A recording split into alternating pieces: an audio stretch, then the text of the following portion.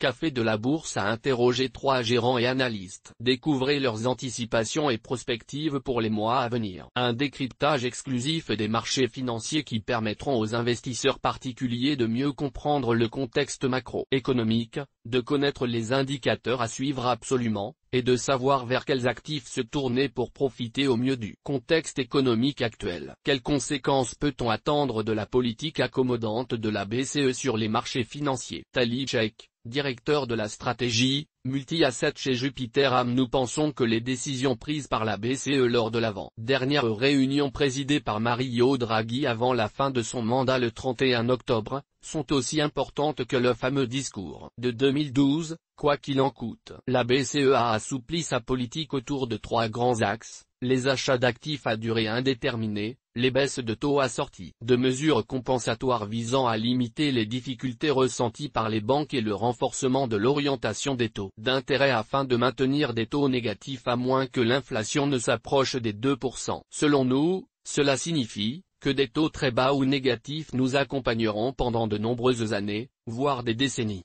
et qu'ils soutiennent largement les actifs obligataires européens, tant au cœur et à la périphérie que pour les gouvernements et les entreprises. Les perspectives pour les marchés actions sont plus compliquées, étant donné que nous devons également tenir compte du fait que le monde connaît un ralentissement de la production industrielle, exacerbé par les tensions commerciales. Jusqu'à présent, une politique monétaire accommodante et une consommation forte ont compensé ces problèmes, mais nous surveillons attentivement les signes que le ralentissement de l'activité industrielle ne se propage ailleurs. Grâce à la récente désescalade des relations commerciales entre les États-Unis et la Chine, nous nous attendons à ce que l'économie mondiale se stabilise, mais n'affiche encore qu'une croissance légèrement inférieure à la tendance. En outre, après de nombreuses années de forte dépendance des marchés à l'égard de la politique monétaire, une inflation sous contrôle et les très faibles rendements obligataires orientent davantage le débat vers la politique budgétaire. Ce récit n'en est qu'à ses débuts, mais il constituerait un développement important pour toutes les classes d'actifs. Axel Bott, stratégiste chez Ostromam. Les banques centrales ont abaissé les taux en dessous des niveaux qui prévaudraient spontanément. Elles agissent sur les taux courts et, via les politiques d'assouplissement quantitatif, assument des risques de taux de crédit, notamment. La BCE, habituellement dévolue aux marchés financiers. Les prix des actifs ne renseignent plus les intervenants privés sur les risques sous-jacents. Cette déconnexion avec les fondamentaux constitue une situation de déséquilibre dangereuse. L'allocation de l'épargne est profondément modifiée et le risque de mauvaise allocation du capital décuplé. En outre, la politique de taux négatif est inefficace pour réduire l'excès d'épargne mondiale. L'excès de demande d'actifs créé par les banques centrales tend à renchérir l'ensemble des valorisations sur les marchés de taux et d'actions indépendamment des évolutions économiques cycliques. L'effet est néanmoins plus diffus sur les matières premières hormis les valeurs refuges comme l'or, dont le rendement nul est finalement un avantage. Les politiques accommodantes et non orthodoxes des grandes banques centrales poursuivent plusieurs objectifs: favoriser une hausse des attentes d'inflation, tomber très bas, et limiter les risques de déflation.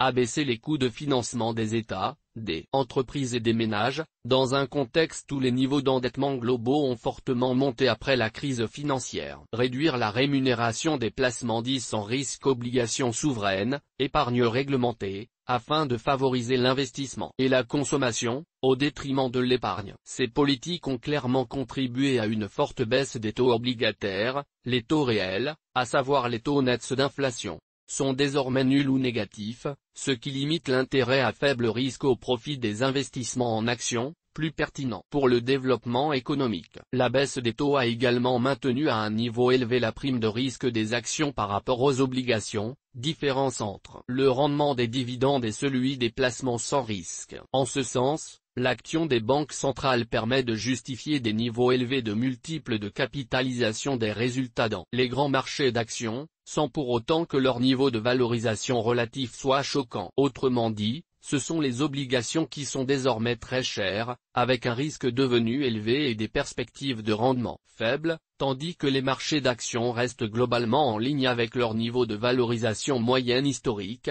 voire en deçà. La BCE, par ses achats d'actifs obligataires, contribue à cette cherté anormale des obligations. L'Italie ou la Grèce se financent désormais à un coût inférieur à celui des États-Unis. et il est vraisemblable que cette politique se maintienne pour les prochaines années, compte tenu de la nécessité de soutenir la croissance en zone euro et de limiter les risques de déflation. D'après vous, quel est l'indicateur à suivre dans le contexte économique et boursier actuel? La situation du logement et du marché du travail américain. Pour Taleb Sheikh, la résilience du consommateur américain est la principale raison pour laquelle une récession américaine demeure un risque plutôt qu'une hypothèse de base. Nous suivons donc les principaux moteurs de la consommation, la situation du logement et du marché du travail. Les taux monétaires au jour le jour aux États-Unis. Pour Axel Bott, les tensions sur le marché du repo aux États-Unis observées depuis mi-septembre constituent une alerte quant au risque financier encouru. La Fed est intervenue mais le dérapage budgétaire américain, le déficit excède 1000 MDS$ sur l'année fiscale terminée en septembre, couplé à la faiblesse de la demande de trésorerie des investisseurs non résidents, provoque une situation de stress financier sur un marché crucial pour la circulation de la liquidité dans l'économie américaine. Les banques sont contraintes de financer l'afflux d'obligations publiques et se tournent vers le marché du repo. Des tensions similaires étaient apparues à l'été 2007 et s'étaient avérées un signal précurseur de la crise financière de l'automne 2008.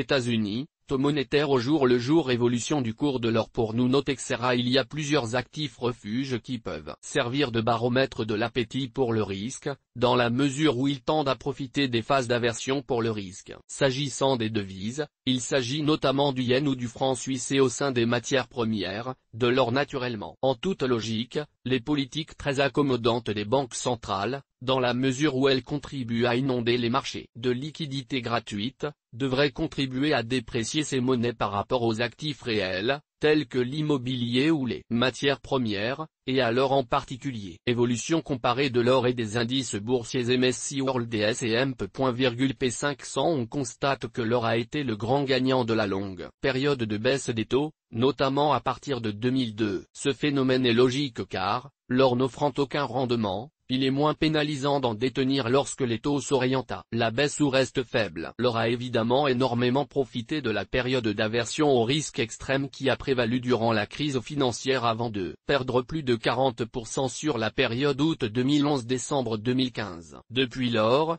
sa performance a été sensiblement en ligne avec celle des marchés d'actions, à plus de 40% de progression. Comment placer son argent avec des taux négatifs? La dette high yield. Pour Taleb Sheikh, les investisseurs sont confrontés à deux défis majeurs, des taux d'intérêt négatifs sans risque se traduisent par de faibles rendements sur l'ensemble du marché alors que les valorisations sont élevées, ce qui suggère des rendements plus faibles pour les actifs à risque. Notre réponse à ces questions, être très actif dans notre façon d'investir, être très flexible dans notre recherche de rendement, et être très discipliné en matière de gestion des risques. Dans un monde à faible croissance soutenu par une politique accommodante, nous privilégions le crédit aux actions. Nous aimons la dette high yield, mais étant donné où nous en sommes dans le cycle, nous ne voulons détenir que les obligations d'entreprise que nous connaissons et apprécions. Nous investissons donc dans un portefeuille d'environ 100 obligations soigneusement sélectionnées. Le crédit aux entreprises des marchés émergents est une autre classe d'actifs présentant des caractéristiques intéressantes pour les investisseurs avides de rendement. Nous adoptons une approche plus tactique à l'égard des actions,